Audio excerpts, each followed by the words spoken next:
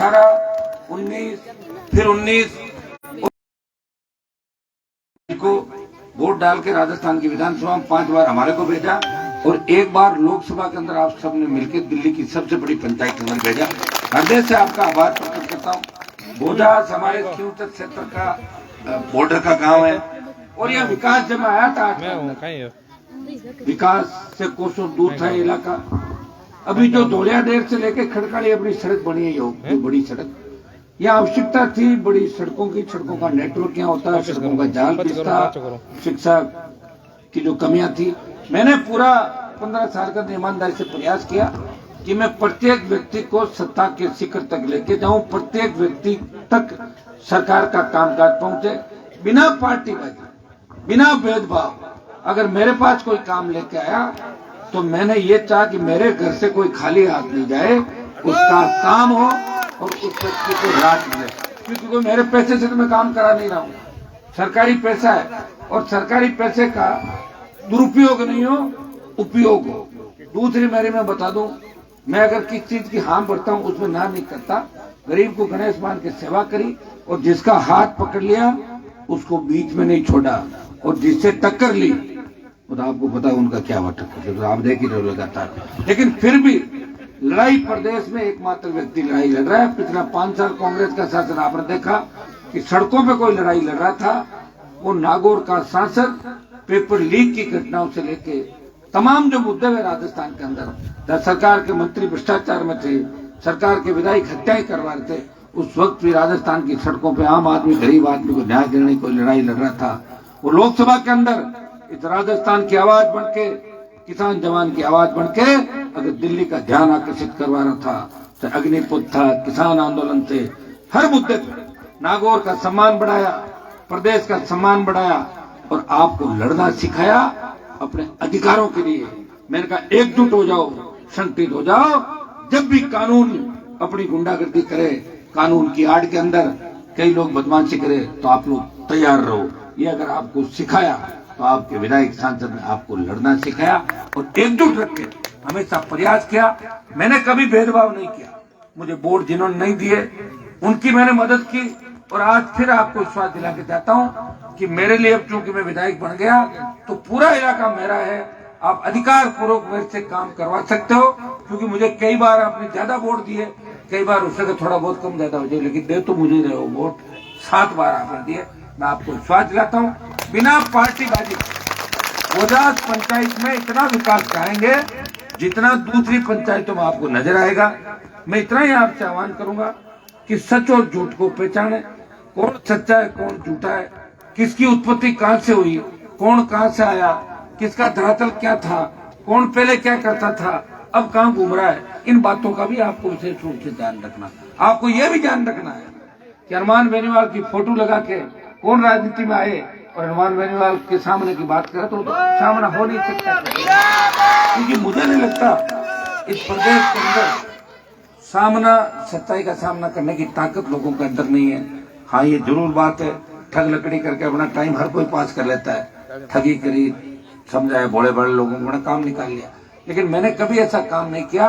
और रही मंत्री बनने की बात, तो 2003 से लेकर 23 तक मैं 5 बार मंत्री बन जाता, मुझे कोई नहीं रोक रहा। और मेरा मन अगर आज हो जाए कि मुझे सत्ता की सवारी करनी है तो सत्ता तैयार खड़ी, आओ हनुमान जी हमारी सवारी करो। मैं करना नहीं चाहता सत्ता की सवारी। ये ताकत है मेरे अंदर कि मैं मेरे लोगों के लिए लड़ सकता हूँ। मैं किसी के आगे यूं पूंछ हिलाता हुआ नहीं घूमता। मेरी ताकत है, मैं मेरे लोगों के लिए सड़कों पर लड़ता हूँ।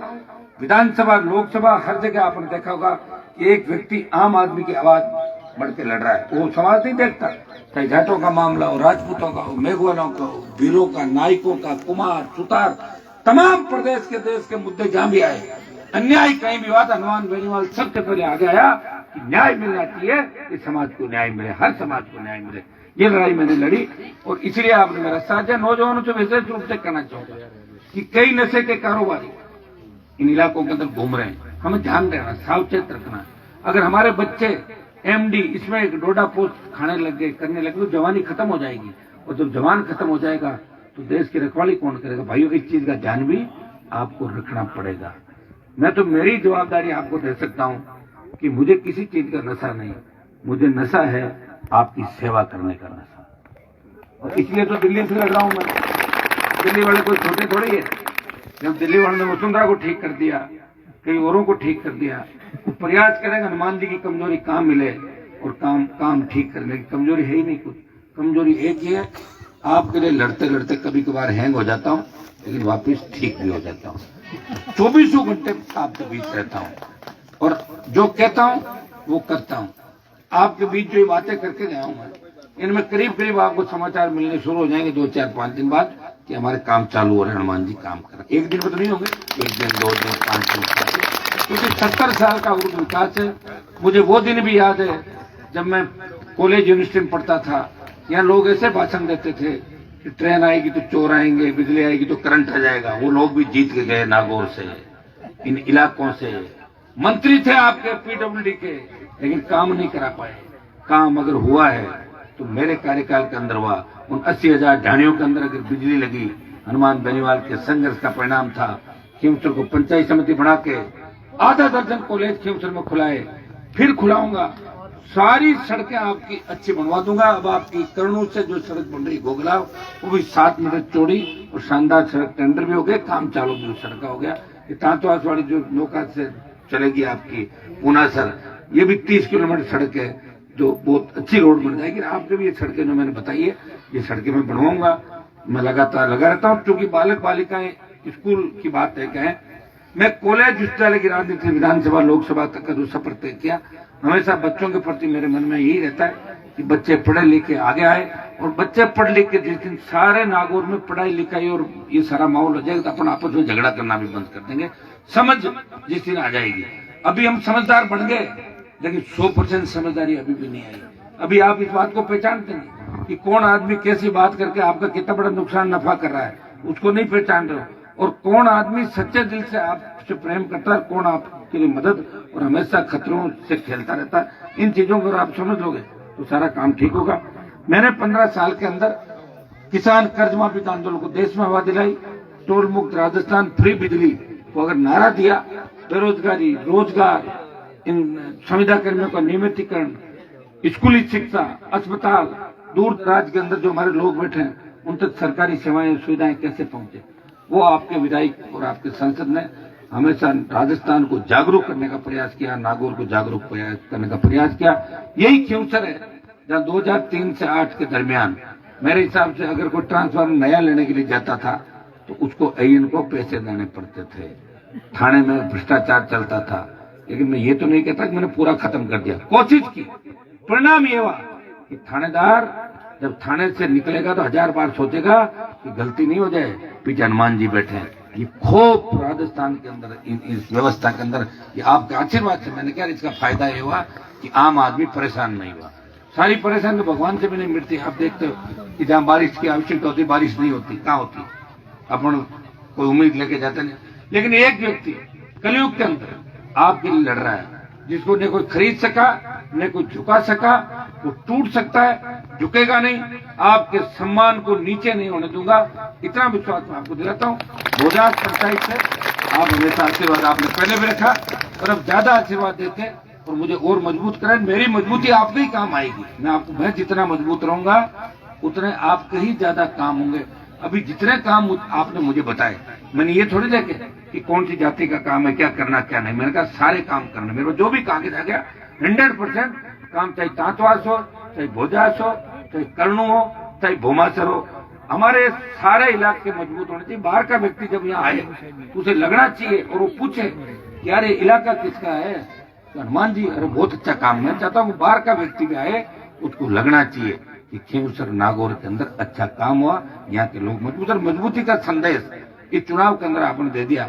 जब सारी ताकतें मुझे प्रयास करने के लिए लगी हुई थी, और जीत का अंतर जरूर कम हो गया, लेकिन जीत तो जीत होती है।